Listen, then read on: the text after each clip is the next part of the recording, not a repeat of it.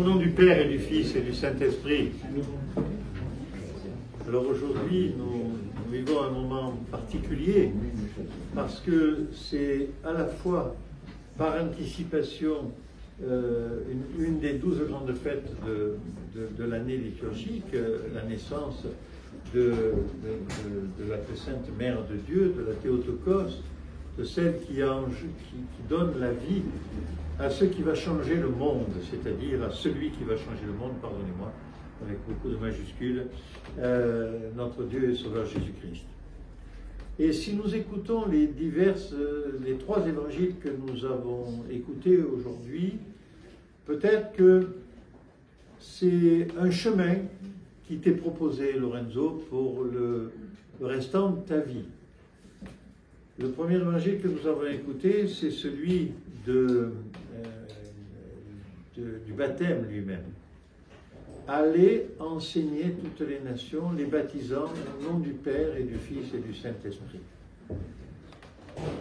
Ce qu'on peut retenir de cet évangile, allez enseigner les nations, c'est-à-dire allons témoigner de notre foi dans le Seigneur.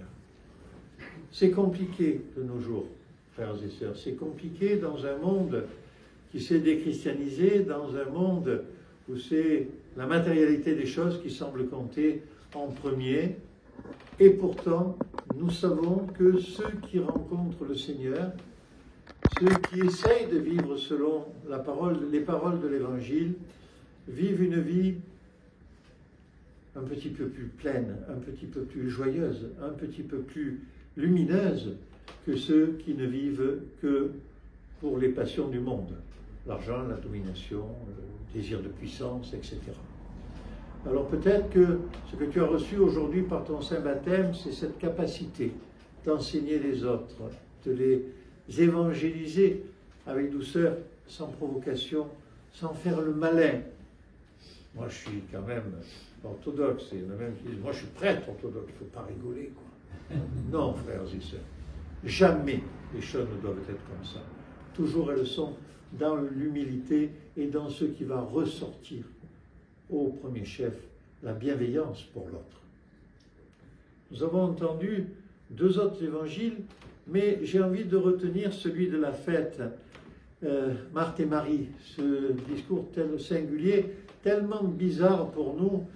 Seigneur, Seigneur, pourquoi tu lui dis rien à elle qui ne faut rien, quoi, parce que, mais c'est ça qui est écrit dans l'évangile. Hein?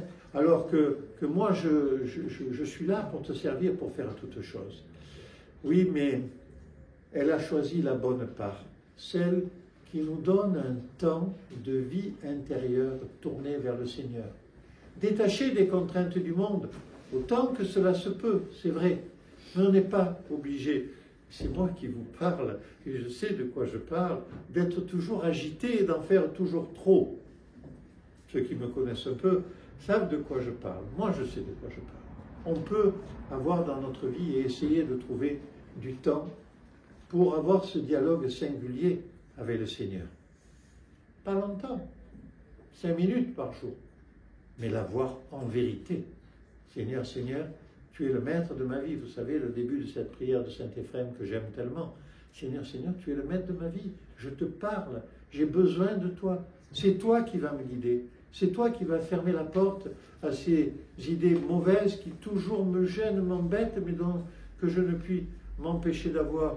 Idées de jalousie, idées de domination, idées de jalousie ou de colère, en fait, toutes ces choses humaines qui nous collent tellement à la peau et dont on ne peut se décoller, se défaire, se dépéguer, comme je vous dis en provençal souvent, et qui nous pourrissent la vie. Notre saint baptême, le saint baptême que tu as reçu aujourd'hui, Lorenzo, mais notre saint baptême que nous avons tous reçu ou vers lequel nous sommes en chemin, change totalement notre réalité intérieure. Si j'allais un peu loin, je dirais, pour une grande partie de nous-mêmes et pour celle du cerveau, de notre intelligence avec Dieu dans le cœur, c'est celle qui fait que nous ne nous appartenons plus tout à fait, mais nous appartenons vraiment au Christ, et c'est lui qui va nous guider. Je vous le disais, pas pour faire les malins, pas pour faire les dominateurs, mais pour chanter pour nous-mêmes et pour le peuple, la gloire du Père, du Fils et du Saint-Esprit. Amen.